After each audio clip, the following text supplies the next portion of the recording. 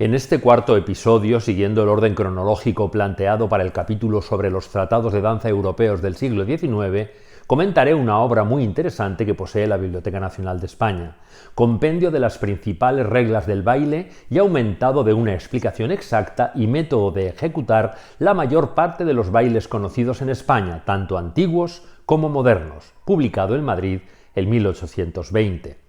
Traducida del francés por Antonio Cairon, un bailarín galo que conocía la obra de Feuillet y de Say y el diccionario de la danza de Nevers, la obra ofrece una ampliación con detalles sobre la forma de ejecutar los pasos de los bailes conocidos en España, tanto antiguos como modernos. El propio Cairon justifica su publicación con el objeto de rectificar, simplificar y mejorar las reglas del baile, de este inocente entretenimiento y desahogo de los hombres, tan antiguo como la misma sociedad. Reconoce también que su obra no ofrece mucha novedad después de tanto como hay escrito sobre la materia, pero el gran interés de este texto radica en ese añadido sobre los bailes españoles más populares. Describe bailes españoles de los que no hay instrucciones para ejecutar sus pasos, aunque sus comentarios son muy útiles para conocer cierta estructura coreográfica para su ejecución. También describe bailes exóticos como el zarambeque y el cumbé. Continuamos después de la cabecera de presentación. Estamos en la Biblioteca Nacional de España, una institución fundada oficialmente por Felipe V a finales de 1711. Entre todas las joyas que atesora, yo estoy interesado en un bloque muy especial, los tratados de danza que custodia. Te contaré cuáles son los más emblemáticos, cómo llegaron a sus fondos, cómo se conservan, y reviviremos la historia viendo la importancia que sus autores tuvieron haciendo danzar a reyes y nobles en las cortes de Europa. Acompañadme.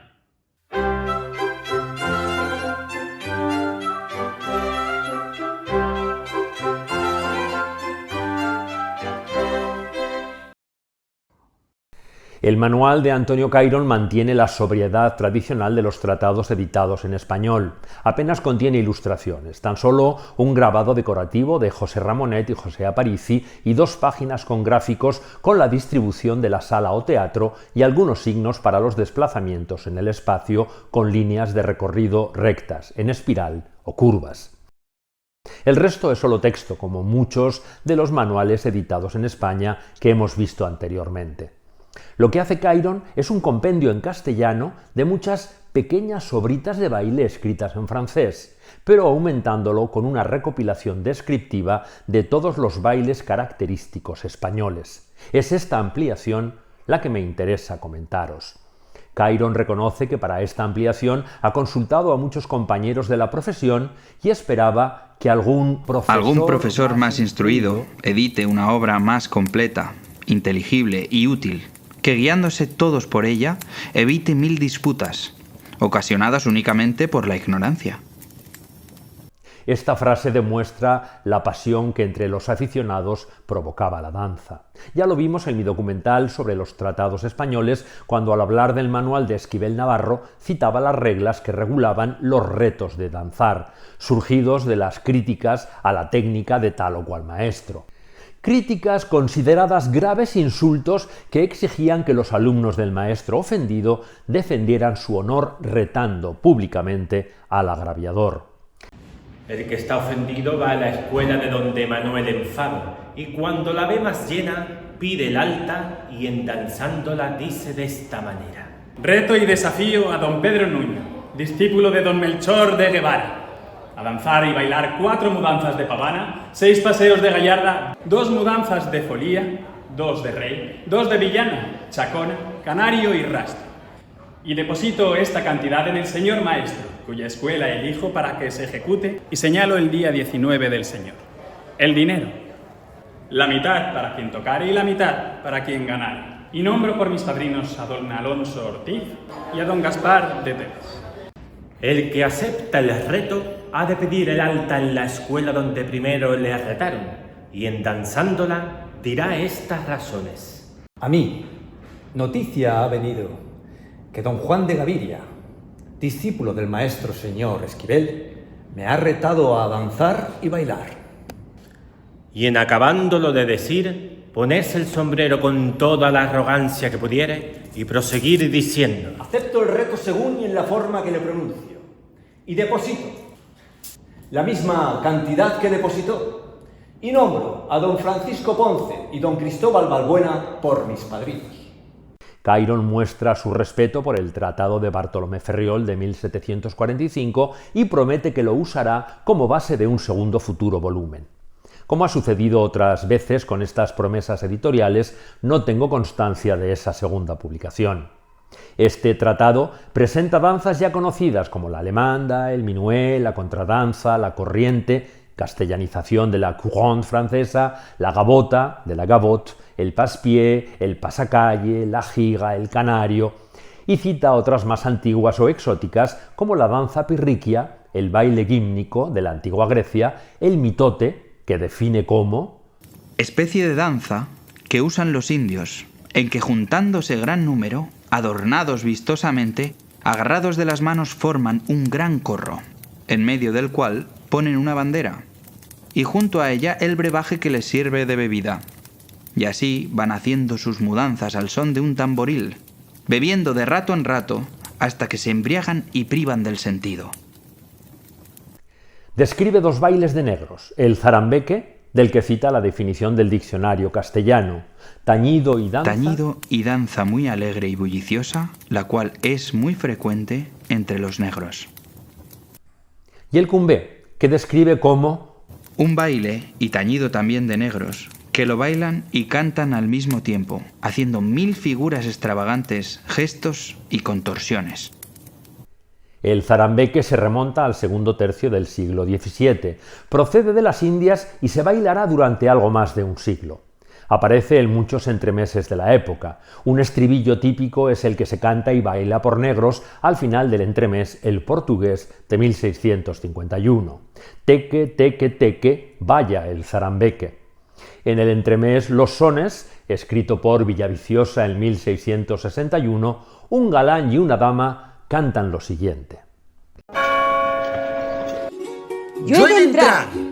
¿Qué ruido es ese? El zarambeque que falta pica y brinca más que todos los sones de la guitarra. Oiga, señor alcalde de la tonadilla, que es un baile tan rico que es de las Indias, Otros estribillos decían: ¡ay que teque reteque! Siempre alegran los zarambeques. Teque, teque, lindo zarambeque. Hubo bailarinas famosas por bailarlo, como Bernarda Ramírez, que también fue una de sus más célebres maestras en enseñarlo. Entre los hombres, Juan Rana era el maestro reconocido. Su interpretación seguía el esquema llamada-respuesta.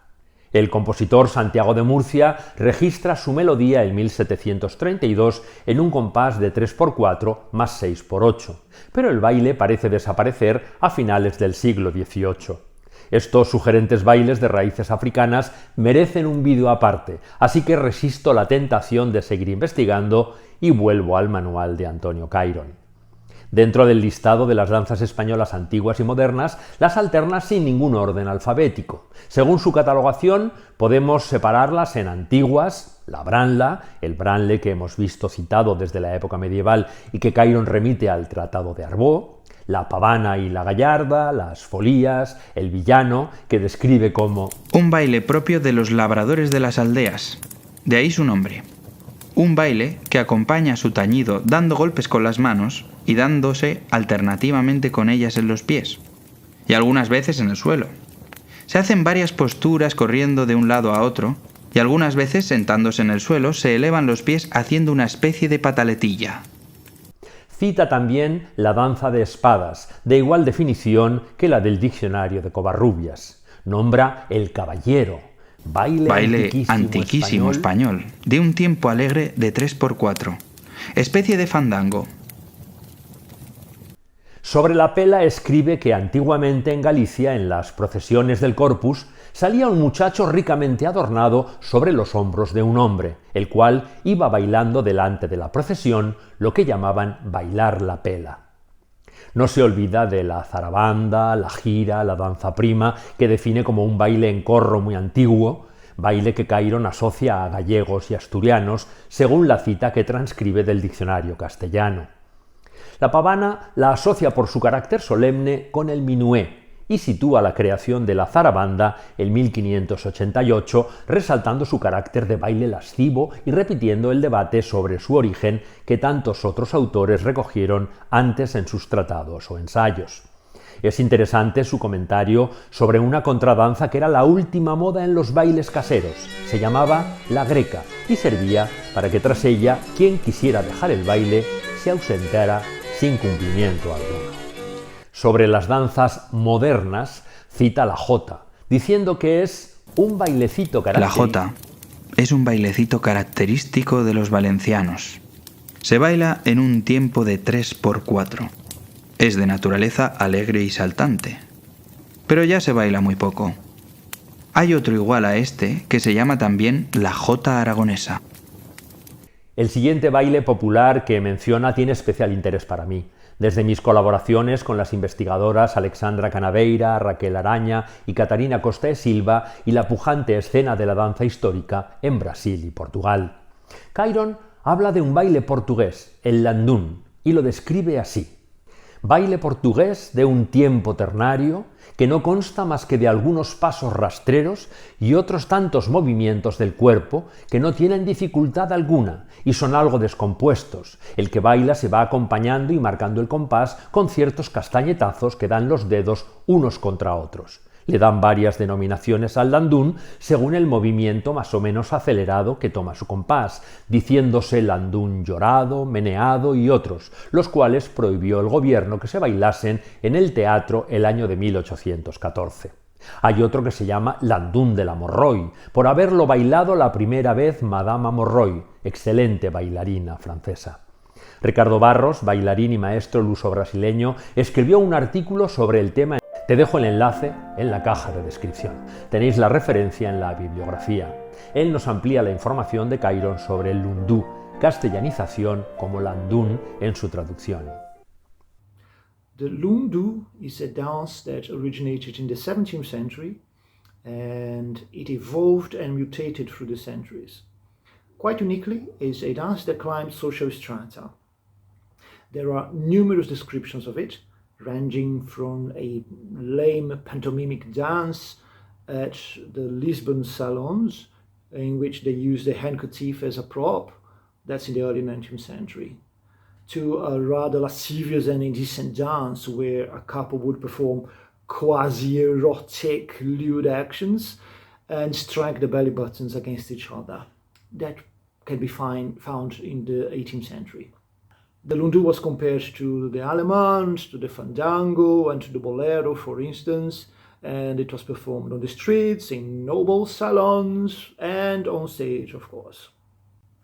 What strikes me in Antonio Cairon's description is that he states categorically that the lundu is a dance in tiempo ternario, when in fact, in the dozens and dozens of sources and musical scores that I have found, it is always in Jupo time. So it's a rather curious statement. Apart from the Lundu da Montroi, I had never read or heard of any other denomination associated to it, such as Lorado or Meneado, as he states. So this is a very interesting and unique insight. What is for sure is that the lundu is quintessentially Brazilian, with its roots tracing back to Africa, to the African continent, and it was later adopted in Portugal as a result of the slave and commercial trade and the high influx of Brazilian immigrants even in the late 18th century and early 19th century. Cairon mentions dancers accompanying themselves with the clicking of fingers, but that sometimes was replaced by castanets. A good example of that is his engraving Dans Lundu or Dans Landu. He has got two engravings. One of them shows a couple in which the male is obviously the European colonizer and the lady is a local girl. He drew these engravings along his travels in Brazil in the 1830s. But undoubtedly, the most striking element is that alluring syncopated rhythm on the first beat. That sparks a nearly irresistible urge to stand up and dance.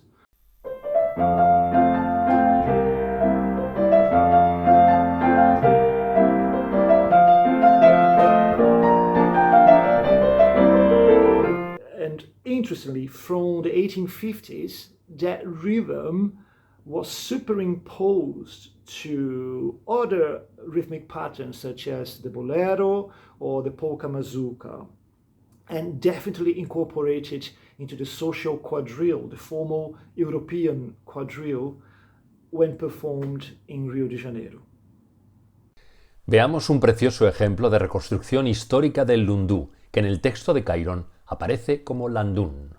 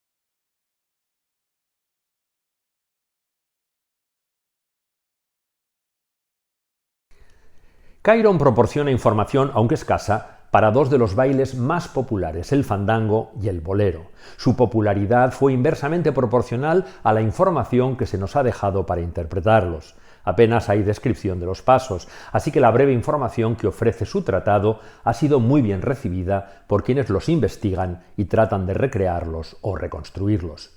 Sobre el bolero escribe: Este es el baile español más célebre, el más gracioso y el más difícil tal vez de cuantos se han inventado. En él se pueden ejecutar todos los pasos, tanto bajos como altos. En él se puede mostrar la gallardía del cuerpo, su desembarazo, su actitud en la mudanza, su equilibrio en los bien parados, su oído en la exactitud de acompañar con las castañuelas. Y en fin, todas las gracias naturales de que se halle adornada la persona del ejecutor.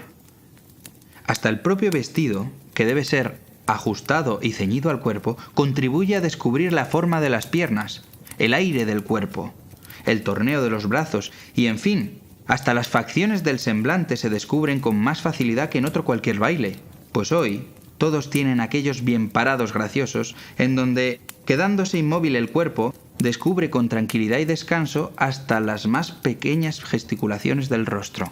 La serenidad en los pasos y mudanzas difíciles es la primera cosa que se debe observar en este baile. Nada hay más ridículo que el ver a un bailarín haciendo esfuerzos y contorsiones para ejecutar cualquier paso, y particularmente en el bolero, en donde es preciso poner todo el cuidado para que las mudanzas sean de una composición de pasos brillantes, pero de naturaleza corrientes, suaves y vistosos. Muchos se persuaden que con ejecutar una multitud de pasos ligados y costosos y otras tantas cabriolas y saltos forzados es lo bastante para bailarlo bien. ¿Cuántos se engañan?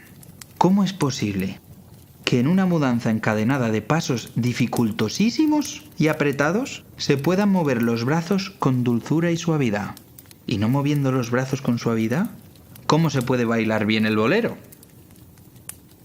Antonio Cairon describe primero la forma de bailar el bolero y lo usa como el modelo al que hará referencia para distinguirlo del fandango y de las seguidillas manchegas.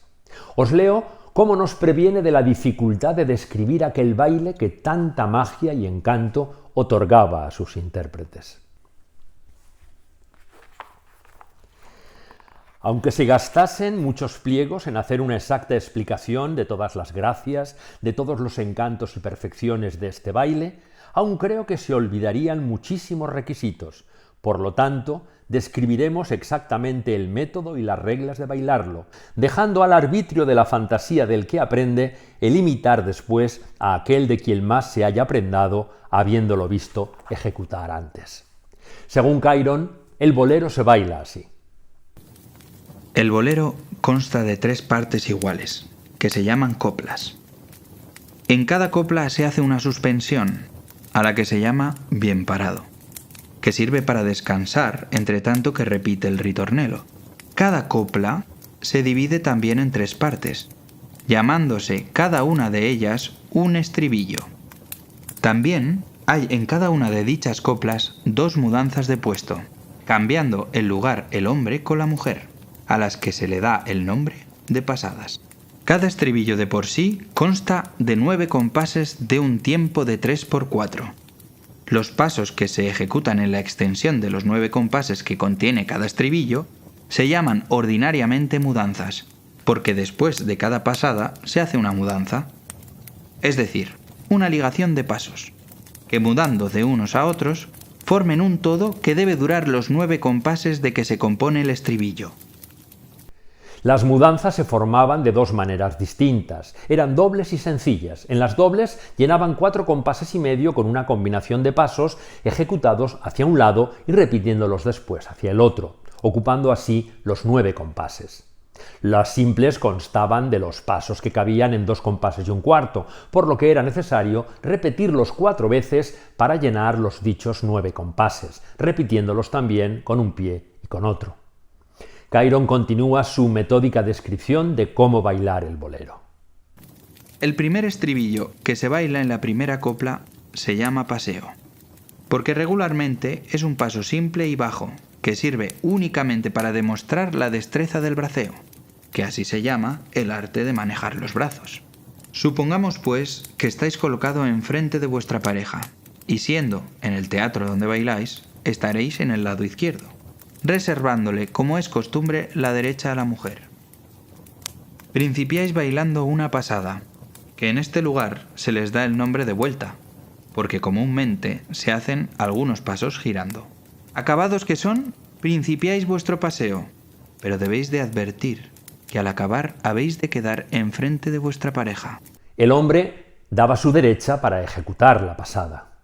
Bailáis después vuestro estribillo, y acabando que sea, volvéis de nuevo a pasar, dándole siempre la derecha a la mujer, y bailáis últimamente el estribillo, que pone fin a la copla, la cual se debe acabar en una graciosa actitud, en la que debéis permanecer por un corto espacio, sin hacer el más leve movimiento, porque como se ha dicho, esta actitud es lo que se llama bien parado, y es uno de los principales requisitos del bolero. Según Cairon, esta era la regla invariable del bolero de la cual nadie se debía apartar, pues en los casi 40 años que se llevaba bailando aún no había tenido alteración alguna. Según nos dice, el único cambio había sido bailarlo un poco más despacio de lo que se acostumbraba antiguamente y el no permitir aquellos pasos disparatados de contorsiones y aquellos saltos que llamaban vueltas de pecho, sota de bastos y otros.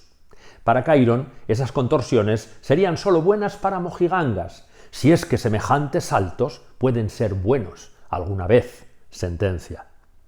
Antonio Cairon escribe sobre el otro baile de gran popularidad, el fandango, al que considera como el baile antiguo español que se ha conservado más tiempo en uso en el teatro. El fandango, como la mayor parte de los bailes españoles, es de un tiempo ternario, alegre y vivo. No tiene marcada precisamente su duración, y según el capricho de quien lo baila, puede ser más larga o más corta. El fandango tiene mucha gracia. No es un baile de tanta capacidad como el bolero, ni se requiere tanto arte para bailarlo, pues aunque el bolero sea en parte una imitación del fandango, con todo, este último es mucho más fácil. Quiere decir que los pasos que le son característicos son rastreros, y su compás es precipitado y veloz, lo que no da lugar a que en él se puedan ejecutar pasos desplegados y majestuosos. ¿Cómo se puede hacer en el bolero? A pesar de todo lo dicho, las mudanzas simples del bolero se combinan muy bien en el fandango. A continuación, Cairon describe la forma de bailarlo. Colocados que estén los bailarines uno enfrente de otro, como en el bolero, principiarán con el paseo, el cual no se debe hacer más que 4 veces alternativamente, una con cada pie. Pues las repeticiones siempre son molestas, enseguida se hará una mudanza, después de la cual se vuelve a repetir el paseo, al que le seguirá otra mudanza, y principiarán a pasar, mudando el puesto, bien entendido que el hombre dará siempre la derecha a la mujer.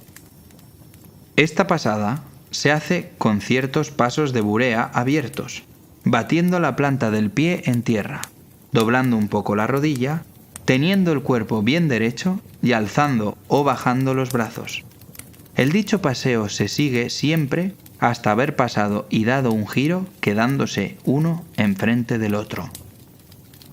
Nombra una variante del fandango llamada bizarro, del que nos dice que es un baile que se inventó en el Reino de Granada. Su compás y su movimiento son idénticos a los del fandango, y así muchos le llaman el fandango bizarro. En nada difiere de él, más que en cada 7 compases se hace una suspensión, quedando siempre en una actitud graciosa toda la extensión de un compás, volviendo de nuevo a ejecutar lo mismo en todo el discurso del baile que, como se ha dicho, es realmente el fandango sin diferencia alguna. Veamos qué escribe Cairon sobre las seguidillas manchegas. Lo que llamamos seguidillas manchegas es, sin diferencia alguna, lo mismo que el bolero, pues consta de las mismas pasadas, de los mismos estribillos y bien parados, y todo se ejecuta en el mismo género de combinación, y en igual número de compases del mismo tiempo de 3×4. Cairon aclara aquí que las manchegas se bailaban en compás de 6×8. Solo la diversidad que tiene es únicamente la de bailarse las manchegas con mayor precipitación, y en serles más características las mudanzas simples que las dobles. A corta diferencia, así se baila el bolero al principio de su invención. Cairon recurre a un viaje hacia atrás en el tiempo, donde el bolero se toma como ejemplo comparativo para describir el fandango y las seguidillas manchegas, cuando las investigaciones señalan que es la seguidilla manchega la primera que aparece, evolucionando más tarde hacia el fandango y posteriormente hacia el bolero. De la información que nos proporciona, podemos señalar que en el siglo XIX, canario, guaracha y zapateado son el mismo baile con 3 nombres distintos. Se caracterizan por los redobles y repiqueteos de sus pasos, que son todos rastreros y los baila una persona sola. Apunta que últimamente se ha introducido el toque de castañuelas para acompañar uno de los movimientos, repitiendo con ellas el ritmo de los pies, y recibe el nombre de panaderos. El canario que conocemos por las descripciones del siglo XVI, tanto de Toinot Tarboux como de Carosso o Negri, era una danza en pareja. Las descripciones de Cairon prueban la evolución de danzas y bailes a lo largo del tiempo, aunque mantengan el mismo nombre, y nos alerta para reconstruirlas con mayor rigor, adecuadamente contextualizadas en el periodo histórico elegido. Merece la pena acercarse al texto original y leer sus descripciones de otros bailes populares como la palmadica, jorco, paisana, la tarantela, gaita gallega o la gira. El mismo Antonio Cairon reconoce que sería necesario llenar una multitud de tomos si se pretendiese describir todas las diferentes clases, métodos y reglas de los bailes que tantas y tan diversas naciones han inventado. Así que, siguiendo su recomendación, cerraré este apartado con un breve resumen. De los comentarios de Cairon sobre las danzas españolas podemos concluir algunas de sus características. Por ejemplo, el uso de las castañuelas es un distintivo del baile español. El autor subraya que la versión que de las folías han hecho franceses e italianos, bajo el nombre de Folías de España, no se parece en nada a la original, y la prueba irrefutable es que en esas variaciones no se bailan con castañuelas. Cairon escribe: comúnmente las bailan en los teatros, pero tan desfiguradas que de folías solo les queda el nombre, pues ni aun las bailan acompañadas de las castañuelas, que es el principal requisito en casi todos los bailes españoles. ¿Qué sería del fandango y del bolero si le quitásemos las castañuelas? La parte final de su tratado recoge varios ademanes, posturas y movimientos análogos al baile. Así describe pasos como los contratiempos de minué, de gavota o de chacona, el salto, la actitud, que por su definición se asemejaría mucho a los bien parados del baile español. Proporciona definiciones de grupo, equilibrio, gestos y música. Describe cómo hacer los pasos batidos, las cabriolas, etc. No puedo resistirme a señalar su advertencia sobre la altura a la que se debe llevar la pierna cuando se hacen lo que ahora llamaríamos battement o développés a la segunda. Cairon escribe: la abertura de las piernas es una acción que hacen las piernas para demostrar la agilidad que es preciso tener en ellas, conservando el cuerpo perpendicularmente sobre una mientras la otra, en el aire, toma diferentes situaciones, o se para firme y extendida al lado, a la altura del anca, la cadera, que es lo más que se debe subir la punta del pie. Hay algunos que abusan de su agilidad y desembarazo, elevan la punta hasta la altura del hombro, pero semejante acción no debe ser mirada como perteneciente al natural y delicado estilo del carácter serio. Es necesario que en todos los movimientos que la pierna haga permanezca el cuerpo inmóvil y que ésta se mueva con agilidad, pero con dulzura y gracia, pues esta es una de las perfecciones de la danza. En esta última parte de la descripción de los pasos, lista los pasos y movimientos de la danza española. De nuevo recomiendo la lectura del original, aunque extraigo algunos de los que más han llamado mi atención. Cimbrado: cierto movimiento de la danza española que viene a ser un paso latigueado. Despernada: cierta mudanza en el villano y otros bailes que se hace con un salto cayendo con las piernas abiertas y volviéndose a levantar con ligereza. Los italianos la usan en el género grotesco. Esta definición aparece ya en el diccionario de autoridades y me sugiere un salto acabado en gran écart, lo que se conoce también popularmente como espagat o split en distintos idiomas, y que vemos en un grabado de la obra de Gregorio Lambrazzo, Nueva e curiosa scuola de balli teatrali, publicada en 1716 en Nuremberg. Esta obra contiene grabados de diferentes tipos de danzas, especialmente las populares, pero también burlescas o grotescas, y en uno de sus grabados podemos ver un movimiento que coincide perfectamente con la mudanza despernada definida por Cairon. Puedes encontrar más datos sobre esta interesante obra sobre la danza teatral en la primera parte del capítulo 5 de mis documentales sobre los tratados alemanes, portugueses e italianos en la Biblioteca Nacional de España. Te dejo el enlace en la caja de descripción. Seguimos con las definiciones de Cairon. derrengada, mudanza o movimiento que usan los manchegos en sus bailes, que consiste en doblar una o las dos piernas, fingiendo lastimarse los lomos o el espinazo. Fallanca, postura del cuerpo en que hay poca firmeza para mantenerse, viene a ser un equilibrio irregular. Sobre el carácter de los bailes distingue varios tipos, como los históricos o heroicos, cómicos o fabulosos, y del mismo modo distingue los tipos de bailarines para cada uno.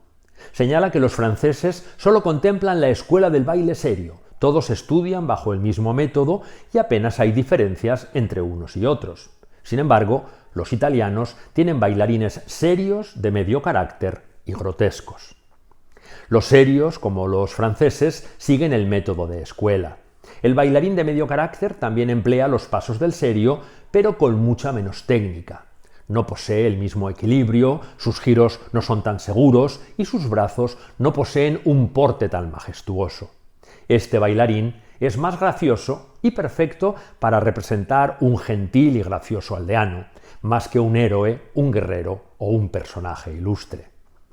El bailarín grotesco italiano ejecuta todos los pasos por alto, al contrario que el serio, que se especializa en los pasos por lo bajo. Según Cairon, el bailarín grotesco aprende bajo los mismos principios que los demás, pero siendo su género característico del baile por alto, no tiene necesidad de ejecutar con perfección los batidos bajos, las vueltas, actitudes delicadas y los graciosos equilibrios, pues a esto sustituyen los saltos que debe ejecutar, todos difíciles, pero todos naturales. Ni un solo salto hay en el género grotesco que su ejecución no sea hermosa y natural. Esta puntualización podría anticipar el gusto por los movimientos naturales, aunque hermosos, que al final del siglo XIX ponderará Isadora Duncan con su revolucionaria propuesta de movimiento libre inspirado en la naturaleza y la iconografía clásica, que desembocará en las pioneras de lo que luego llamaremos danza contemporánea en oposición a la danza académica. Prosigue su descripción de los distintos bailarines que entran en un ballet o espectáculo, una distinción que también veremos en nuestro siguiente episodio cuando hablemos del maestro de danza Carlo Blasius.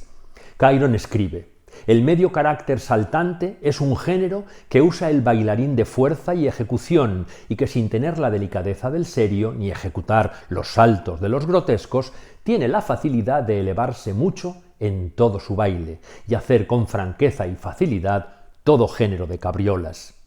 El figurante es un bailarín de corta ejecución y el conjunto de muchas parejas de este género es lo que se llama cuerpo de baile, y sin esta especie de bailarines no se pueden ejecutar los grandes espectáculos, dice Cairon. El corifeo es un figurante de mayor capacidad que los otros y por consecuencia el que los guía y suele amaestrar en los pasos dificultosos. Cita la importancia del bailarín con técnica de pantomima, responsable de que se entienda la historia que se narra. Se le llama bailarín de parte y se valora mucho que además tenga técnica como bailarín y no solo como pantomimo, porque algunas partes de la historia requerían que las bailase. Sobre el género teatral grotesco describe algunos de los pasos más característicos, como el salto mayor, llamado también salto vasco, el salto redondo o tondo, el equivalente al tour en l'air de la danza académica, o el salto volcado, el más difícil de todos. Y continúa con el salto del alcance, el salto reencogido, el salto de los remos o el salto del ángel. La descripción del salto de la sirena es una delicia porque recoge la tradición que ya vimos en los coreógrafos del siglo XVII, llamados compositores, entonces, de inspirarse para sus ballets en la pintura de los grandes artistas para ciertas actitudes y movimientos. Cairon describe así el salto de la sirena. Salto simple, también como el del ángel, que no consta más que del movimiento de elevarse saltando para imitar con el cuerpo cuanto fuere posible la postura que la imaginación de los poetas y pintores quieren atribuir a esta ninfa del mar. Es necesario que al tiempo de elevarse se doble el cuerpo bien hacia atrás, que las piernas se eleven como pretendiendo que los pies se junten con la espalda, que las rodillas se encuentren bien abiertas a los lados y que las manos agarren fuertes las gargantas de los pies, teniendo la cabeza enteramente inclinada hacia atrás. Este es el salto más moderno. Quiero agradecer al Estudio de Danza María de Ávila de Zaragoza su generosa colaboración para recrear ese salto de la sirena tan moderno en aquella época. Volviendo al texto de Cairon, es muy importante la característica que señala como indispensable a la hora de coreografiar un bailable dentro de un ballet. Este bailable sería el equivalente a una danza de carácter como las que podemos encontrar en el Cascanueces, por ejemplo, la danza rusa, la danza árabe o la danza china. Cairon explica que para estas danzas es necesario imitar cuanto fuese posible el método de bailar de la nación que se finge y apela a la imaginación y creatividad del coreógrafo, también llamado maestro de bailes, para que esos bailables sean del gusto del público y no resulten rutinarios por componerse de los mismos pasos que el resto. Según Cairon, los bailables no tenían ninguna regla para componerse. La imaginación del compositor tiene campo abierto en este género de baile para ejecutar en él cuantos cambiamientos de puesto, cuantos grupos, cuantas actitudes y cuantas figuraciones le dicte su fecunda imaginación, pudiendo emplear en él el número de ejecutores que juzgue necesario.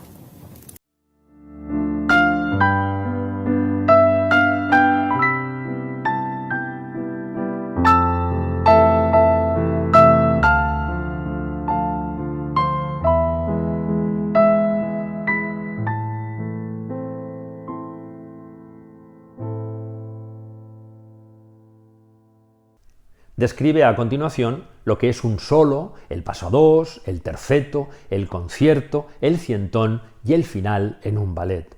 Termina con una extensa explicación de los distintos movimientos de los brazos y su oposición con los movimientos de piernas y pies, que relaciona de la siguiente manera. Los movimientos donde el tobillo lleva el protagonismo se relacionan en su contraposición con las muñecas. Si son las rodillas dobladas las que protagonizan el movimiento, se relacionarán con el movimiento de los codos. Los movimientos de los hombros se relacionan con los pasos volcados y con el resto de oposiciones del cuerpo. En aquella época, dentro del mundo de la danza, se decía que alguien tenía buenos brazos cuando los jugaba con gracia, alzándolos y bajándolos en tiempo y con maestría. Cairon recurre a Beaujon para señalar a qué altura debe un bailarín llevar los brazos según su complexión. Si es de estatura media, deberá llevarlos a la altura regular. Si es alto, no debe alzarlos mucho, y si es proporcionado, los deberá mover siempre a la altura del pecho. Por supuesto, ninguna de las descripciones técnicas se acompaña de notación o de grabados aclaratorios. Cuando habla del maestro de bailes, recurre a las características que ya vimos en la obra de Noverre al hablar del compositor de ballets, prueba de que este texto, como ya ha advertido el autor, es una traducción de los muchos tratados y ensayos editados con anterioridad. Para más detalles, puedes revisar el tercer episodio de los tratados franceses en la Biblioteca Nacional de España. Dejo también el enlace en la caja de descripción. Sí que es interesante señalar la distinción entre maestro de bailes y maestro de danzas. Si el primero, como hemos visto, puede asimilarse al coreógrafo actual, el maestro de danza sería el encargado de enseñar la técnica de la danza con la mayor perfección y orientar a su alumnado sobre qué tipo de bailarín podría llegar a ser, ayudando a que desarrolle su propia personalidad. En cualquier caso, nunca se debe olvidar la importancia de la capacidad expresiva que debe tener sobre el escenario. Estas instrucciones finales se concluyen con la promesa de Cairon de añadir en un segundo tomo láminas que demuestren esos afectos para mayor inteligencia. Ese segundo tomo parece que nunca llegó a publicarse, pero la obra que os he comentado contiene por sí sola suficiente interés para quien investiga y o reconstruye la danza histórica. El número de tratados de danza del siglo XIX de la Biblioteca Nacional de España es enorme y todavía nos quedan muchas emocionantes páginas por descubrir. En el siguiente episodio volveremos con el notable maestro inglés Thomas Wilson, esta vez con un precioso manual de bolsillo titulado El instructor de cuadrillas. Avanzaremos un poco en el siglo, pues en 1825 J. Faget publica en Burdeos De la danza y en particular de la danza de sociedad, una obra teórica sobre la danza tanto antigua como moderna, con 4 capítulos finales teórico-prácticos sobre la danza de sociedad de su época. También estudiaremos la obra del cosmopolita maestro italiano Carlo Blasis, conocido también como Charles Blasis. Blasis fue el inventor de 2 de los movimientos más característicos de la danza académica. Nos vemos en los siguientes episodios.